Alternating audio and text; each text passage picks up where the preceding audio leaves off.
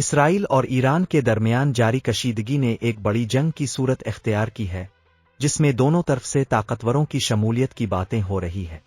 اسرائیل نے اپنی فوجی طاقت کا استعمال کرتے ہوئے ایران کے کئی اہم فوجی مراکز کو نشانہ بنایا ہے، جبکہ ایران بھی بھرپور جوابی کارروائی کر رہا ہے، جس میں بیلسٹک میزائلوں کا استعمال شامل ہے۔ اس جنگ میں مختلف ممالک کی شمولیت بھی اہمیت رکھتی ہے۔ کئی عرب ممالک، جو ایران کے دشمن سمجھے جاتے ہیں، اسرائیل کی حمایت میں سامنے آئے ہیں۔ دوسری طرف ایران نے حزب اللہ اور دیگر ملیشیاؤں کو بھی میدان میں اتارا ہے، جس سے جنگ کی شدت میں اضافہ ہوا ہے۔ دونوں فریقین کی جانب سے فضائی حملوں کی خبریں آتی رہی ہیں، جہاں اسرائیل کے طیارے ایرانی ایئر بیسز کو نشانہ بنا رہے ہیں۔ دفاعی ماہرین کا کہنا ہے کہ اس جنگ کے نتیجے میں دونوں فریقین کو بھاری نقصان کا سامنا کرنا پڑ سکتا ہے۔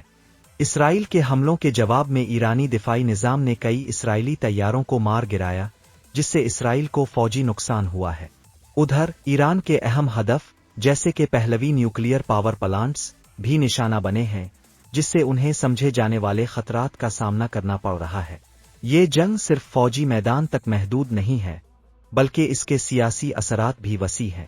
عالمی طاقتیں اس جنگ میں براہ راست ملوث ہونے سے گریز کر رہی ہیں، مگر کسی نہ کسی طرح دونوں طرف سے حمایت کی جا رہی ہے۔ اسرائیل کی جانب سے اپنی فضائی طاقت کے ساتھ ساتھ ڈرونز کا استعمال کیا جا رہا ہے، جبکہ ایران نے بھی اپنی اسٹریٹجک ملیشیاؤں کو میدان پر اتار دیا ہے۔ ہمیشہ کی طرح اس جنگ کا خاتمہ کیسے ہوگا، اس بارے میں کچھ نہیں کہا جا سکتا، تاہم یہ بات یقینی ہے کہ ہر فریق اپنی بقا کے لیے لڑتا رہے گا۔ اس جنگ کی شدت اور اثرات ایک نئے دور کی فضائی اور جنگی حکمت عملیوں کو جنم دے سکتے ہیں، جو مستقبل کی جنگوں کے منظرنامے کو تبدیل کر سکتا ہے۔ مجموعی طور پر کہا جائے تو اس جنگ میں دونوں طرف نقصانات کا تجزیہ بہت اہمیت رکھتا ہے، اور یہ دیکھنا دلچسپ ہوگا کہ آگے کیا ہوتا ہے۔